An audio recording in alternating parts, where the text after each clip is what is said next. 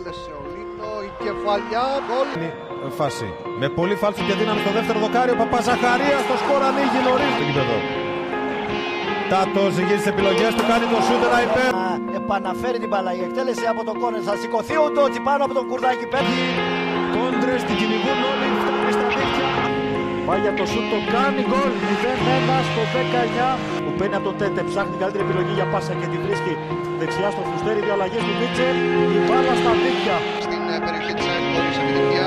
Πάσα από τον Γκερέιρο και η ευκαιρία για την ΑΕΚ, δυνατό το σούτ και 1-0. Εκτέλεσε ο Γκιγέρμο Πέρεθ, το κόστλι γκολ.